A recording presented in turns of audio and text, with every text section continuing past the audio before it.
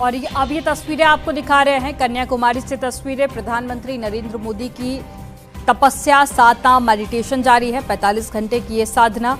और एक तरफ 13 सीटों पर यूपी के साथ ही देश भर की 57 सीटों पर मतदान जारी है। दूसरी तरफ प्रधानमंत्री नरेंद्र मोदी कन्याकुमारी में ध्यान साधना कर रहे हैं और उसी की कुछ तस्वीरें हम आपको दिखा रहे हैं।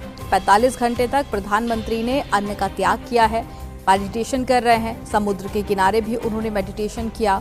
ओम का उच्चारण की तस्वीरें भी सामने आई। इसके अलावा 45 घंटे तक सिर्फ नारियल पानी और अंगूर का रस का सेवन ही करेंगे पीएम। इसके अलावा मौन व्रत भी प्रधानमंत्री ने रखा है। तो प्रधानमंत्री नरेंद्र मोदी अपनी साधना में लीन है और दूसरी तरफ आखिरी चरण का मतदान जारी। आज शाम को ये साधना पूरी हो जाएगी और ये तस्वीरें आपको कन्याकुमारी से दिखा रहे हैं। अब देखिए, कुछ समुद्र के तट पर बैठकर उन्होंने ध्यान साधना की, ओम का उच्चारण भी किया। उससे पहले स्वामी विवेकानंद की प्रतिमा पर माल्यार्पण करने के लिए, उन्हें नमन करने के लिए भी पहुंचे।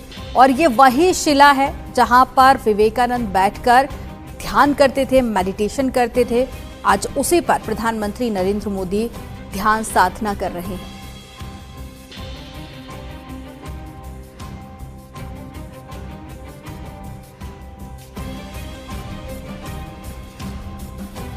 राजीव जी, एक तरफ देश भर में मतदान हो रहा है, दूसरी तरफ प्रधानमंत्री नरेंद्र मोदी अपनी ध्यान साधना में लीन है।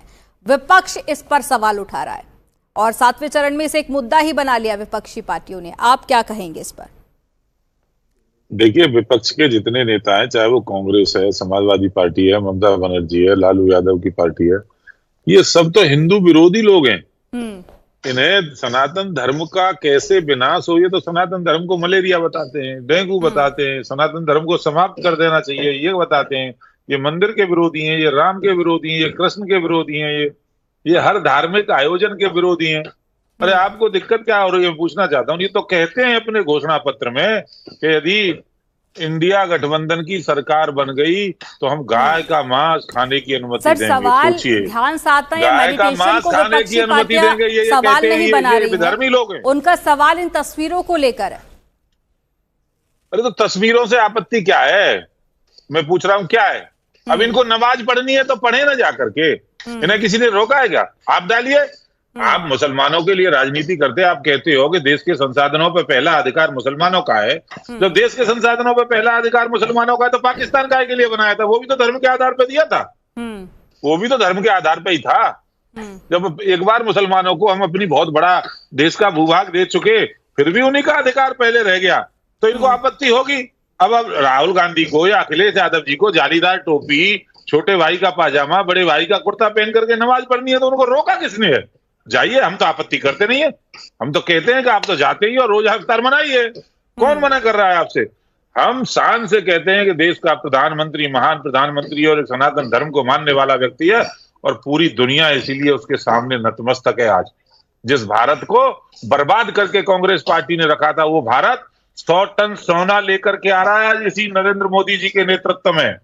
100 टन सोना दुनिया के दूसरे बैंक से, इंग्लैंड के बैंक से भारत आ रहा है। इससे बड़े सम्मान की बात और क्या हो सकती है? आप इससे आकलन कर सकते हो कितनी तेजी के साथ भारत विकास कर रहा है। ठीक। ये तो राम भक्तों पे गोली चलाएंगे। ये मंदिर का निर्माण होगा, उस पर भी इनको आपत्ति होगी। अरे भगवान तो सबके हैं। यदि आप हिंदू हो, राम को मानने वाले लोग हो, कृष्ण को मानने वाले लोग हो, तो क्यों नहीं गए दर्शन करने आज तक? आप आते, क्योंकि इनको मुस्लिम तुष्टीकरण की नीति अपनानी है। इन्हें इस देश को विभाजन की ओर ले जाना है, यही इनका धंधा है। उसी में इनकी राजनीति होती है, इसलिए आपत्ति कर रहे हैं। अरे भगवे से इतना नफरत क्यों है भाई? लेकिन सर ये भी तो ठीक नहीं है ना। राहुल गांधी जब जनेऊ पहनते हैं तो आप कहते हैं ये तो चुनावी हिंदू है। उसके बाद में जब वो मुस्लिम, अगर आप कह रहे हैं कि ईद में शामिल होते हैं, तो वहां पर आप सवाल उठाते हैं कि तुष्टीकरण की राजनीति है। ठीक है, आप सब बने रहिएगा। आगे इस चर्चा में वापस लौटेंगे और न्यूज़ 18 पर महा कवरेज लगातार जारी है। यहाँ पर वक्त हो गया एक छोटे से ब्रेक का। आप देखते रहिए न्यूज़ 18।